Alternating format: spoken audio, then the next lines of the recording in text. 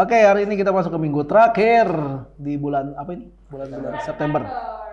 Oke, bulan terakhir. Bulan terakhir, minggu terakhir di bulan September. Hari ini kita akan belajar satu hal yang berhubungan dengan praise and worship. Karena ini salah satu bentuk supaya kita bisa bangkit adalah kita paham gimana caranya bangkit. Semua orang pasti punya cara dalam pelarian kalau lagi ada masalah. Pelarian ketika lagi emosi numpuk atau lagi mumet atau kerjaan lagi numpuk segala macam. Biasanya mereka punya pelariannya supaya mereka bisa melupakan sejenak. Nah, masalahnya pelariannya itu apa? Ada banyak anak muda yang pelariannya mungkin ke klub, ke diskotik. Mereka pikir di sana mereka bisa melupakan masalahnya. Dan benar nggak mereka melupakan? Iya, ketika di sana. Tapi ketika balik ke rumah, balik ke kantor, masalahnya masih ada nggak?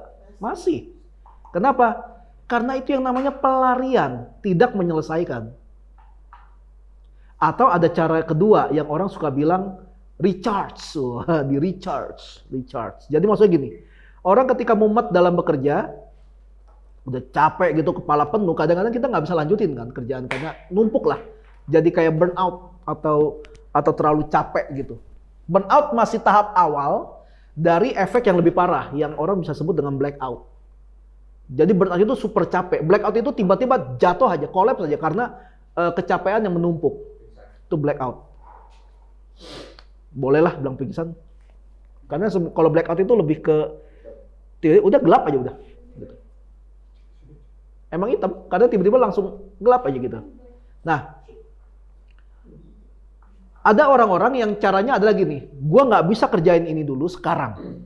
Gua mesti tanda kutip recharge dulu. Makanya ada orang yang, wah gua bakal banyak kerjaan nih, gua harus travel dulu lah, gua ke puncak dulu atau ke jalan kemana dulu, buat ya itu namanya recharge. Jadi pikirannya dialihkan dulu ke hal yang lain yang buat dia lebih nyegerin, lebih refresh gitu. Jadi supaya ketika dia kembali untuk mengerjakan tugas dan tanggung jawabnya, dia tidak lagi menumpuk beban di pikirannya. Ada orang-orang kayak gitu, saya salah satunya. Karena gini kan, mau mumet kek, mau stres kek, kalau itu sebuah tanggung jawab ya harus diselesaikan, ya dikerjakan. Cuma ya kita harus ngerti juga kadang-kadang ada kondisi-kondisi tertentu yang kita akhirnya nggak bisa melakukan pekerjaan kita atau tanggung jawab kita. Yaitu tadi, beban pikiran menumpuk, mumet, dan sebagainya. Tapi kita harus cari cara, gimana caranya gue tetap bisa kerjain ini. Tanpa harus membuat gue lebih buruk keadaannya. Makanya dicarilah sebuah yang namanya pelarian. Gitu, pelarian. Mungkin bahasanya kurang asik kali ya, dibilang pelarian ya.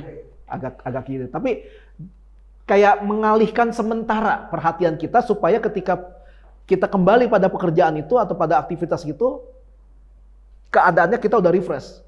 Jadi lebih kuat. Nah, ini bedanya orang yang melakukan sesuatu karena passion dibanding dengan melakukan sesuatu karena rutinitas. Passion itu apa? Passion itu adalah lu mau dibayar kek, nggak dibayar kek, lu dalam keadaan seneng kek, dalam keadaan nggak seneng kek, dalam keadaan susah ataupun dalam keadaan lagi lega, lu akan kerjakan itu dengan sukacita. Itu passion. Apakah passion itu melulu adalah bagaimana kita dibayar untuk passion kita? Ya enggak. Enggak selalu passion kita menghasilkan uang. Tapi kadang-kadang kita menghasilkan uang supaya kita masih bisa melakukan passion kita. Jadi ada orang yang ya lumayan lah, saya cukup setuju lah dengan pendapat ini. Orang yang pekerjaannya adalah karena passionnya, itu kasihan. Iya, karena nanti ketika dia lagi mumet sama passionnya, dia mau kemana? Iya kan? Kalau kayak orang yang kerja kantoran, passionnya nggak kerja kantor. Gue sih nggak pernah lihat ada orang yang passion gue tuh jadi karyawan tuh, nggak ada. Gue nggak pernah lihat gitu. Gue nggak ada pernah lihat. Kalau sampai ada, ya bingung sih gue sih. Tapi maksudnya gini, kalau orang yang jadi karyawan, dia mumet sama kerjaannya, dia bisa melakukan passionnya atau hobinya.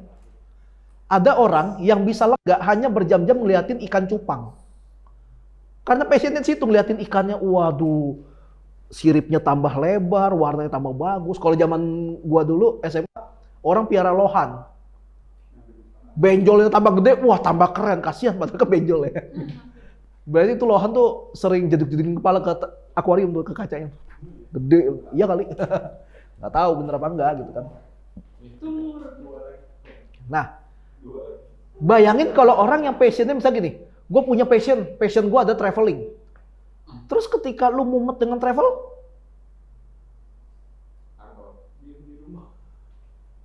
iya, sedangkan lu, kenapa lu memilih travel sebagai passion lu? Karena gue nggak bisa diem di rumah, lalu gimana? Nah, karena gini, ada orang-orang yang sembarangannya yang ngomong ini passion gue, itu passion gue, padahal belum tentu. Passion itu nggak bisa ditunjuk-tunjuk, nggak bisa. Contoh paling gampang tuh gue udah berapa kali berusaha melupakan musik dari hidup gue. Makanya gue sempet 10 tahun gue lupain tentang musik karena gue sibuk di fotografi sama videografi. Gue lupain. Dulu gue lancar banget recording gitu kan. Tapi dalam 10 tahun itu gue balik lagi ke musik. Gue lupa cara recording gimana, akhirnya belajar lagi dari awal. Tapi gue tetap jalanin itu seneng. Padahal gue udah 10 tahun lupain loh. Tapi balik lagi ke musik, wah gue happy banget. Justru malah fotografi yang hilang. Dan gue gak terlalu niat buat balik lagi ke dunia foto. Tapi musik gak hilang-hilang. Malah tambah produktif sekarang. Nah itu passion. Passion itu bukan, gue mau passion ini, gak bisa. Bisanya kalau lu di kafe, gue pengen passion fruit green tea, ya itu bisa. Itu. Kenapa sih nama buah itu passion? Markisa kenapa nama passion ya? Ya udahlah ya, ya kasih nama. Nah itu kayak gitu. Jadi jangan sembarangan bilang ini passion gue, itu passion gue. Jangan sembarangan. Karena belum tentu. Karena lucu ada orang yang passion gue itu pelayanan di gereja. Terus satu hari kita lihat dia udah 2 tahun gak ke gereja. Kata lu passionnya pelayanan di gereja. Ternyata salah, passion gue bukan pelayanan di gereja. Passion gue dugem-dugeman gitu. Itu orang aneh gitu loh. Sembarangan memberi nama. Nah itu yang bayar dong, jangan sampai keluar itu. Tiba-tiba ringtone Tokopedia. Nah, jadi yang sembarangan menamai ini itu sebagai passionnya kita. Passion kita harus kita pikirkan baik-baik, ya passion kita apa. Kadang-kadang orang juga suka salah kasih nama kan. Orang suka salah kasih nama kan, makanya kan. Gue sukanya, misalkan, gue sukanya jadi bartender. Misalnya gitu, suka jadi bartender. Kenapa lu suka jadi bartender? Karena gue suka tuh bikin latte art. Gue suka bikin racik-racik kopi dan coklat. Itu barista. Gitu loh. Kadang-kadang orang kan suka salah kasih nama kan. Kayak gitu. Ada aja yang gitu. Makanya kita harus selidiki. Passion kita apa sih? Dan ingat satu hal. Passion tidak harus menghidupi kita. Tapi kita hidup kadang-kadang harus punya passion. Bukan kadang-kadang harus punya passion. Tuh.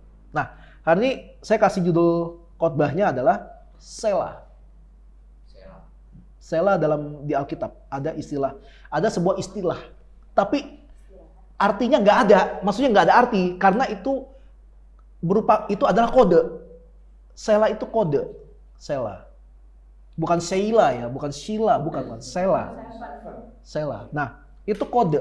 Kode Selah ini hanya bisa kalian temui di kitab Mazmur.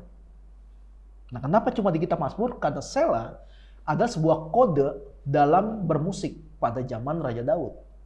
Selah. Contoh, ada beberapa ayat, 5 ayat yang setidaknya 5 ayat, ada banyak sebenarnya. Semuanya dari Mazmur. Mazmur 89 ayat 46. Itu bilang, kau pendekkan masa mudanya, kau selubungi dia dengan malu. Selah. Mazmur 50 ayat 6. Langit memberitakan keadilannya, sebab Allah sendirilah hakim. Selah. Mazmur 3 ayat 9. Dari Tuhan datang pertolongan, berkat-Mu atas umat-Mu. Selah. Ada ditulis sama Selah, dan itu kode. Mazmur 87 ayat 3. Hal-hal yang mulia dikatakan tentang Engkau, ya kota Allah. Selah. Nah yang terakhir, Mazmur 68 ayat 33. Hai kerajaan-kerajaan bumi, Menyanyilah bagi Tuhan, bermazmurlah bagi Tuhan. Selah. Apa itu selah? Selah itu apa? Kalau kalian masih punya Alkitab buku, di belakang itu ada kamus Alkitab. Itu ada kata selah. Selah itu apa?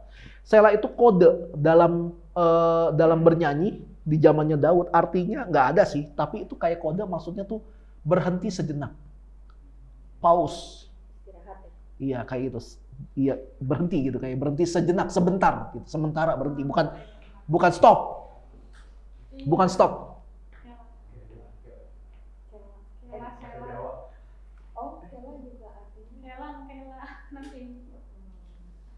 Bukan stop. Nah, kenapa ada kode ini di Alkitab? Kenapa harus dimasukin? Sebenarnya ada satu kode lagi di Alkitab, kode bermusik. Cuma kalau dipakai ke bahasa Indonesia agak bukan susah, agak nggak populer. Tapi gue suka. Ada satu kode lagi namanya higayon. Higayon itu kayak interlude di musik. Jadi kalau Daud teriak higayon, nah musik tuh, pemain gitar dulu kalau ada gitar tapi ya. Nanti ada pemain drum, kayak gitu. Itu higayon gitu, kayak interlude. Nah kalau selah itu berhenti sejenak. Contohnya gini. Gitaran lagi dong. Yang tadi aja, lagu tadi.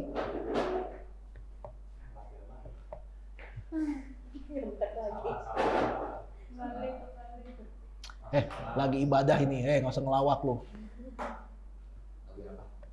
Yang tadi. Cintaku, cintaku. Lagi ibadah, Lagi bicara. Ku bersyukur Bapak. Contohnya tuh gini, selah. Ku bersyukur Bapak. Ku bersyukur Tuhan. Ini ceritanya udah muter-muter ya lagunya ya. Buat kasih setiamu di dalam hidupku. Ku bersyukur.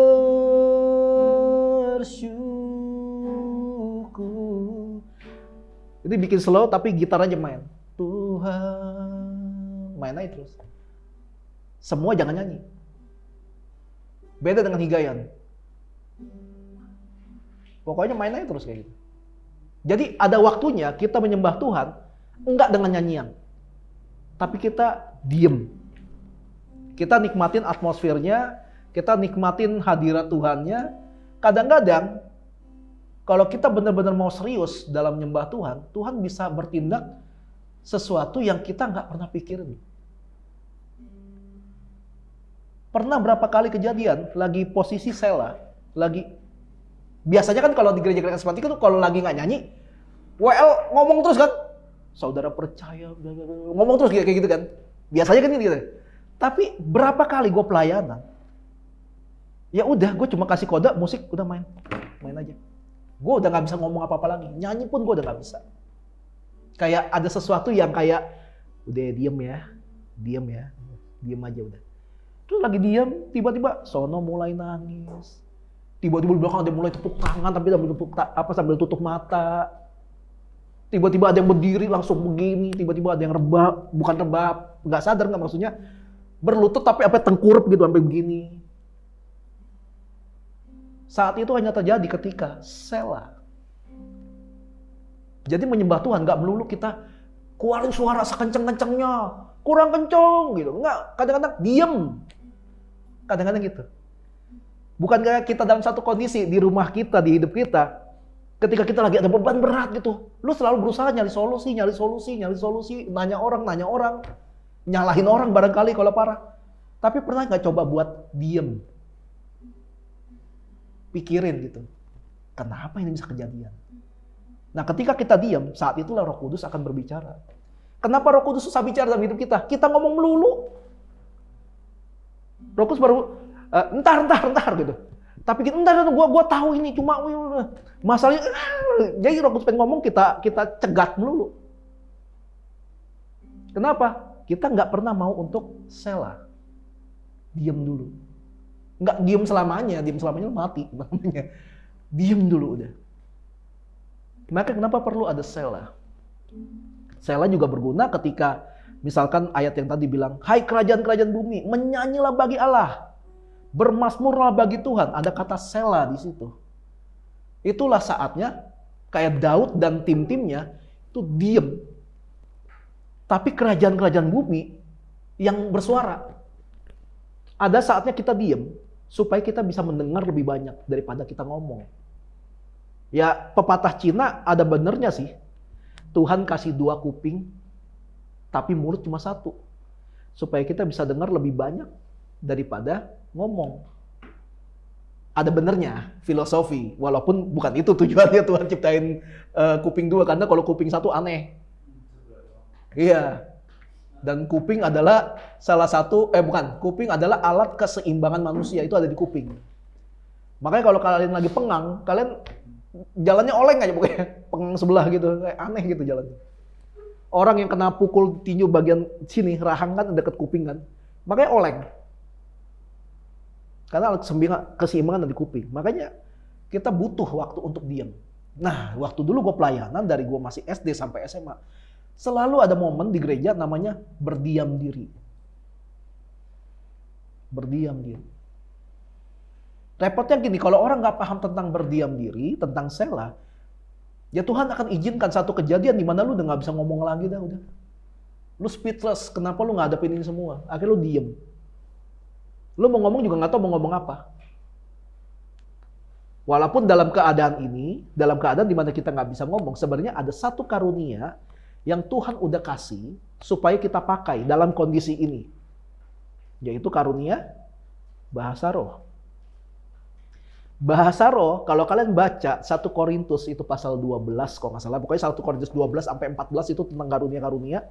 Kalau kalian baca, fungsi bahasa roh adalah supaya roh kita bisa membawa pergumulan dalam hidup kita, pergumulan yang tak terkatakan. Ngerti gak? Pergumulan, kalau lu bisa ceritain masalah lu apa, belum berat. Gue pusing nih, gue lagi gini. Belum berat. Lu pernah ngalamin masalah sampai lu gak bisa ngomong gak? Sampai, gitu loh. Sampai, Tuhan udah kasih karunia itu. Nah, karunia bahasa roh untuk itu. Untuk membangun diri. Makanya kenapa gue gak pernah kasih ada bahasa roh di ibadah umum, di ibadah family gathering ini. Karena bukan tempatnya. Buat apa? Lu dengerin orang yang ngomong yang dia sendiri juga gak paham ngomong apa. Buat apa? Nah, makanya dalam hidup kita butuh selah. Kita butuh diam. Gue akan tunjukin ada satu momen di mana surga diam. Ada satu momen surga pernah diam. Surga itu kan katanya kan isinya kan pujian penyembahan kan. Karena ada serafim yang menggantikan posisi malaikat yang dipercaya sebagai pemimpin pujian di surga pada waktu itu. Yang akhirnya ditendang. Kita lihat deh langsung. Wahyu Wahyu pasal 8. Ayat 1 dulu. Ini ayat 1 sampai 5 sih, tapi ayat 1 dulu. Wahyu pasal 8 ayat 1 sampai 5. Ada momen, ada masa di mana surga diam. Nggak bersuara. Bukan tanpa sebab. Oke, ayat pertama. Dan ketika anak domba itu, siapa anak domba? Yesus ya. Dan ketika anak domba itu membuka meterai yang ke-7, maka sunyi senyaplah di sorga kira-kira setengah jam lamanya.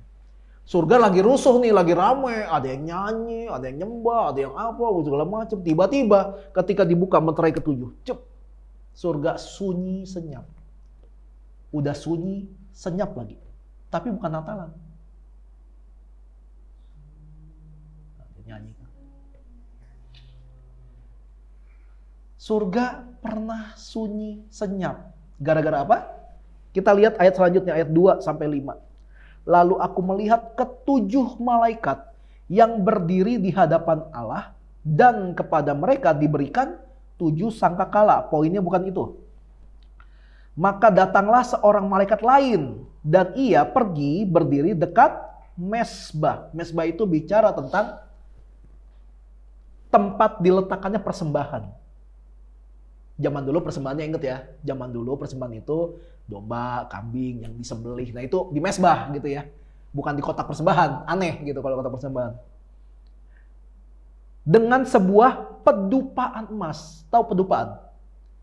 Yang sampai hari, kalian bisa lihat paling gampang ya orang-orang agama Buddha lah. Kan ada tempat taruh hiyo kan. Nah itu ada tempatnya, itu pedupaan.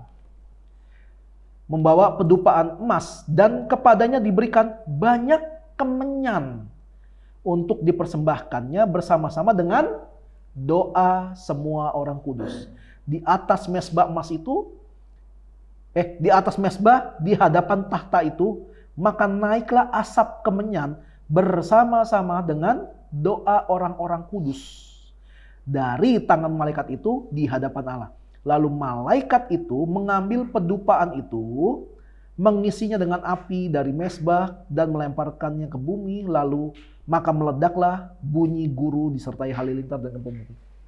Kenapa surga diam? Karena ada doa yang dinaikkan. Surga diem cuma buat denger doa apa yang sedang dinaikkan. Dibilang ada kemenyan, asap kemenyan naik. Zaman perjanjian lama, asap kemenyan itu lambang dari persembahan yang dibawa. Jadi ada asap yang naik. Asap itu yang dicium Tuhan. Zaman perjanjian lama ya, konsepnya seperti itu. Asap itu yang dicium sama Tuhan. Jadi kalau kita bawa persembahan, bawa sesuatu pada Tuhan, itu penggambarannya adalah ibaratnya itu sebuah kemenyan yang dibakar, yang asapnya naik. Kenapa harus asap? Karena asapnya itu yang bawa aromanya. Tuhan mencium asap itu. Kalau Tuhan senang, Tuhan akan berkati. Kalau kemenyannya bagus, maksud gue gitu, kayak doanya bagus, Tuhan akan berkati. Nah, surga diam setengah jam cuma buat dengerin kita ngomong. Nih gue kasih tahu ya, ini gambaran doang nih, nggak ditulis di Alkitab, gambaran doang. Suara malaikat yang paling jelek dalam bernyanyi di sorga, itu suaranya jauh lebih bagus daripada suara Celine Dion. Celine Dion adalah penyanyi sekuler dengan bayaran termahal di dunia. Jadi Celine Dion punya bayaran termahal bukan tanpa sebab dong. Emang suaranya mantep banget gitu. Tapi malaikat yang suaranya paling jelek di sorga, suara jauh lebih bagus dari Celine Dion. Tapi kenapa Tuhan suruh surga diam buat dengerin orang-orang yang kadang-kadang nyanyi di gereja aja, haleluya gitu loh. Jelek banget suaranya. Tapi Tuhan mau dengerin. Surga diam cuma buat dengerin kita. Surga sela hanya untuk dengerin ada doa orang-orang kudus naik ke surga. Mungkin di sorga ada pembicaraan, mungkin loh. Mungkin ada pembicaraan begini. Mungkin ada malaikat junior nih, baru diciptain gitu, baru jadi gitu. Pas diem dia mungkin nanya, bos, itu ngapain kita diem ya? Suara jelek banget, masih bagusan suara gua. Bukan sombong, enggak, gua mau sombong. Maksudnya gua nanya nih. Karena kalau sombong kan gua ditendang keluar dari surga kan, nggak boleh gitu kan. Bukan sombong, gua beneran nanya nih, kenapa sih kita diem dengerin dia ngomong, dia nyanyi? Suaranya hancur gitu. Mungkin bosnya bakal ngomong ini, lu diam.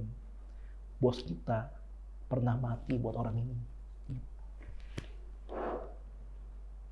Nah, kita yang nggak qualify menurut standar surga, Tuhan dengerin gitu. Tuhan suruh surga sela. Gokil. Itu nilai kita di mata Tuhan. Sela. Dan kemenyan atau persembahan itu salah satu bentuknya nggak cuma nyanyian, nggak cuma pelayanan, nggak cuma uang buat yang kaya. Apalagi sebutin lah, nggak cuma hal-hal yang kita berikan atau kita bawa ke gereja, nggak cuma itu. Tapi kemenyan yang wangi itu juga salah satu bentuknya adalah kesaksian. Makanya kenapa kita bikin setiap minggu keempat itu adalah hari kesaksian. Kenapa kita penting banget sama kesaksian? Kita lihat lagi ini ayat terakhir ya pokoknya. Wahyu, tetap Wahyu. Pasal 12. Ayat 10 sampai 11. Wahyu 12. Ayat 10 sampai 11. Nah, dan aku mendengar suara yang nyaring di sorga. Berkata, sekarang telah tiba keselamatan dan kuasa dan pemerintahan Allah kita yang kekuasaannya Dia yang diurapinya. Karena telah dilemparkan ke bawah pendakwa saudara-saudara kita yang mendakwa mereka siang dan malam di hadapan Allah kita. Dan mereka, orang-orang yang didakwa itu, mengalahkan dia, si iblis, oleh darah anak domba pertama. Yang kedua apa? Dan oleh perkataan kesaksian mereka. Karena mereka tidak mengasihi nyawa mereka sampai ke dalam maut.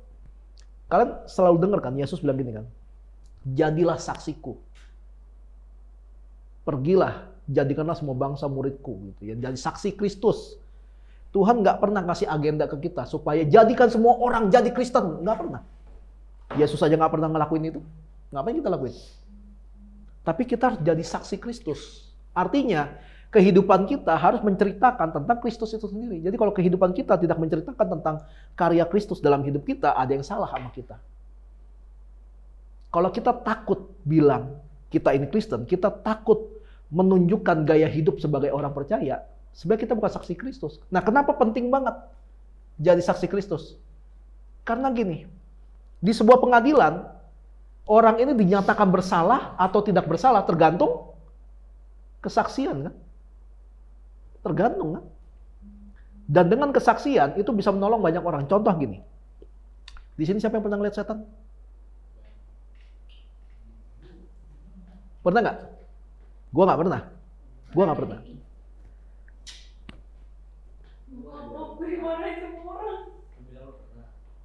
Nggak, jujur aja, nggak pernah kan? Nggak pernah kan? Gue juga nggak pernah. Dan gue nggak pernah pengen lihat setan karena nggak ada untungnya juga buat gue lihat setan. Nah makanya gue bingung. Gue bingung sama orang-orang yang bangga banget ngasih tahu kalau dia bisa lihat setan. Gue lebih bangga gue bisa lihat Tuhan, walaupun nggak bisa. Karena semua orang yang lihat Tuhan pasti mati katanya. Karena Tuhan terlalu kudus. Nah, cuma gini, gue punya pengalaman banyak banget yang berhubungan dengan roh jahat. Gue banyak pengalaman itu. Livi pernah ngalamin sekali lah ketakutan di rumah, di waktu masih di apartemen. Takut, sampai nyusul gue ke gereja hanya karena dia nggak mau sendirian di rumah. Gue setelah pulang, karena dia ceritanya kan, Livi itu kalau cerita kan menghayati sekali kan. Akhirnya mempengaruhi gue dong. Jadi waktu pulang berdua, maksud gue gini, kamu di belakang, gentle ya, kamu di belakang. Aku aja yang masuk. Buka pintu begini. Gitu. Abisnya udah ceritainnya kan udah hawa negatif yang masuk kan. Tapi kan tetap, ya masa gue gak pulang gitu kan. Akhirnya gue buka pintu, gue nyalain semua lampu. Semua lampu gue nyalain. Gue lihat periksa gitu. Nah, salah satu yang gue punya adalah gue punya sensitivitas yang lumayan oke untuk bisa tahu ada siapa di sini gitu loh. Lumayan sensitif gue soal gitu. Gue nggak bisa lihat, tapi gue lumayan sensitif. Dan sering kali akurat. Akhirnya waktu gue masuk, nggak ada. Sampai beranda gue buka. Dari depan udah nggak ada. Di kamar nggak ada, gudang nggak ada, studio Livi nggak ada. Wah, gue buka lagi ke beranda sekali. Sampai beranda udah yang biasa aja. Gue lihat ini. Padahal si Livi ketakutan tadi siang. Akhirnya gue dapat impresi. Dapat impresi itu gini. Si Livi kan dikasih tahu temennya. Kalau rumah ini waduh, banyak ini banyak itu. Nah ketika gue masuk, gue dapat impresi. Sebenarnya rumah gue bukan ada setannya. Ini orang kemana-mana bawa setan. Diikutin. Makanya dimanapun dia berada, dia ada setan. Karena dia mengaku dia bisa lihat setan. Kenapa lu bangga lu bisa lihat setan sih? Bukankah ada setan, ada malaikat? Tapi kenapa yang lu lihat cuma setan? Lu nggak pernah lihat malaikat. Aneh kan? Akhirnya waktu itu gue berdoa langsung karena udah takut semua. Dan rumah gue tanda kutip ya, udah nggak kudus karena ada orang yang bawa-bawa begituan. Akhirnya gue doa, gue ajak Livi doa, udah kita doa aja langsung. Akhirnya gue doa di rumah itu, di apartemen waktu itu. Salah satu isi doanya adalah gini. Gue bilang gini, Dan sekarang kami sepakat Tuhan, kami usir semua setan yang ada di rumah ini dalam nama Yesus. Setan, gue yang bayar rumah ini, lu kagak bayar nggak usah banyak tingkah lu di sini. Gue yang bayar aja gue nggak terlalu gimana-gimana, lu kagak bayar masuk-masuk gangguin orang. Itu yang gue doain. Dan gue ajarin sama beberapa orang yang ngalamin hal yang sama. Katanya, tuh rumah gue tuh gini. Gini gue ajarin doanya. Intinya adalah, lu ngomong gini, gue di sini bayar, lu kagak. Lu keluar lu sekarang. Dan percayalah, kalau kita punya iman, kita tahu cara kerja, bagaimana iman itu bekerja dalam kekristenan, kita ngusir setan, setan pergi. Tapi kenapa seringkali ada orang yang bilang, dia ngusir setan, nggak bisa sekali ngusir. Karena lu nggak punya iman, udah gitu aja. Iya kan? Dan lucunya ada orang yang nggak pernah mau bangun hubungan sama Tuhan, tapi ngerasa dirinya udah super power buat ngusir-ngusir setan. Ngaca, bos. Ya kan? Ngaca lu. Lu nggak pernah bangun hubungan sama Tuhan, tapi lu berharap Tuhan ngasih lu apapun yang lu minta. Tuhan bukan pembantu kita. Dia kasih ke kita ketika dia tahu atau Tuhan punya pertimbangan kita udah layak untuk menerima itu. Bukannya kita minta Tuhan iyain. Kita sekarang dengan khotbah banyak, barang siapa yang percaya Tuhan hidupnya akan diberkati. Karena tertulis kan, hidupmu akan diberkati 30 kali lipat, 60 kali, 100 kali lipat. Nah, pebisnis kan mikir kan, wah gua taruh uang di gereja 100 juta, mau balik 300 juta nih, balik 1 M nih. Tuhan nggak pernah ngutang sama kita yang ngutang sama Tuhan. Dan kalau masih ada rasul-rasul Tuhan masih hidup sampai hari ini, kalau kalian baca Alkitab, rasul-rasul selalu bilang gini, hiduplah menderita seperti aku. Hidup menderita dalam Tuhan. Rasul-rasul nggak pernah bilang tentang hidup dalam Tuhan akan diberkati berkelimpahan. Nggak pernah bilang. Terus kita nggak boleh dong minta berkat. Nggak gitu juga. Siapa yang dipercaya sama Tuhan, hidupnya dipelihara. Soal kaya, nggak kaya itu kan relatif ya. Tergantung lu kerja gimana gitu kan. Ya kan? Gue termasuk orang kaya nggak? Termasuk. Menurut takaran gue. Takaran gue sama Livi, kita orang kaya. Tapi takarannya kita. Tapi jumlah harta kita nggak sebanyak orang lain yang lebih serius dalam hal bisnis. Kita kaya karena kita punya Tuhan yang kaya. Udah gitu. Tapi kita kan nggak sebut tentang jumlah harta. Harta kita mah ya ala kadarnya aja yang ada di rumah aja. Tapi kita nggak pernah bilang. Tapi kita nggak mau ngakui juga kalau kita ini orang miskin. Enggak. Orang Alkitab mencatat Tuhan rela meninggalkan semuanya. Dia hidup sebagai orang miskin supaya kita jadi kaya. Baca tuh Filipi atau Kolose. Ditulis seperti itu. Maksudnya kaya bukan kaya materi. Diperkaya dalam setiap keadaan. Itu yang Alkitab bilang. Itu yang Alkitab tulis. Makanya kesaksian itu diperlukan banget. Ketika gue bilang cara doanya gini. Itu kan kesaksian gue. Akhirnya orang yang denger itu juga kayak, oh gitu, oke dia coba di rumah. Pas dia coba di rumah, berhasil, dia ngomong sama gue. Berhasil. Ternyata gitu caranya. Wah, akhirnya dia dapat kekuatan baru kan. Ternyata dia jadi nggak takut lagi sama setan. Nah itu kalau ngomongin alam roh. Kalau kita ngomongin pelayanan, segala macam. Kita bisa kasih kesaksian banyak hal gitu kan. Suatu hari nanti mungkin ketika kita jumlahnya lebih banyak, ada orang yang baru datang buat main gitar, mainnya jelek. Gue nggak bisa deh, gue cupu mainnya, main salah gitu, nggak layak kok pelayanan. Dia ngomong sama Hansel bilang, lu nggak usah ngomong gitu lu nggak tahu sih gue dulu awalnya kayak gimana. Intronya aja kau Tuhan, pas masuk cintaku padamu gitu loh. Itu kan sebuah kesaksian juga kan, maksudnya jangan pernah ngerasa diri kita lebih rendah hanya karena kita bikin salah. Ya kalau lu sadar bikin salah, bertobat, perbaiki. Ya kan gitu. Bukannya malah kabur. Karena kalau kabur ya gak pernah beres dong kita. Kesalahan kita akan tetap, gak pernah berubah. Nah seperti itu gunanya kesaksian. Dan kesaksian juga berguna buat gini. Sebelum kita menuju ke sana, tapi sudah ada kesaksiannya, kita langsung jadi aware. Kita langsung jadi kayak, waspada kalau kita mengalami hal demikian. Contoh gini, kalian kalau nggak pernah menduduki posisi yang lebih tinggi dari yang sekarang, kalian nggak akan pernah tahu goyangnya kayak apa yang di atas. Terus diceritain sama orang yang di posisi yang tinggi nih, saya waktu menuju ke sana, saya ngalamin ini. Nah, ketika kalian di sini, terus tiba-tiba ada posisi ini, kalian udah mikir, ini gua kayak, ntar kalau gua ngalamin ini caranya gini deh. Soalnya menurut cerita si itu yang jadi tahu. Makanya itu gunanya kesaksian. Kenapa kesaksian itu penting? Kita dapat pengalaman tanpa perlu mengalami hal itu. Jadi kita bisa naik lebih cepat. Nah itu gunanya kesaksian. Makanya kenapa kita dibilang kita jadi saksi Kristus. Supaya orang nggak perlu percaya Yesus mulai dari angka 0. Sekolah minggu lagi, tapi umurnya udah 60 tahun. Kan kasihan. Tapi dia bisa lihat dari hidup kita kayak apa. Gitu. Makanya kalau kita hidup dalam Kristus, kita harus tahu semua apa yang jadi kerinduan Tuhan. Salah satunya ya kurangin ngomong, banyakin denger. Sinilah peran penting dari sel. Kalau kita nggak tahu, jangan sok tahu. Coba diam. Nanti Roh Kudus akan kasih pewahyuan baru, dia akan bukain semua yang baru. Sama kayak baca Alkitab juga. Gue kalau baca nggak ngerti. Ya makanya baca. Lu baca aja kagak ngerti, gimana lu nggak baca? Lebih nggak ngerti lagi lu kalau nggak baca Alkitab.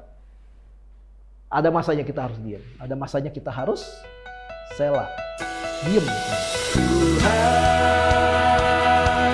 memberkatimu.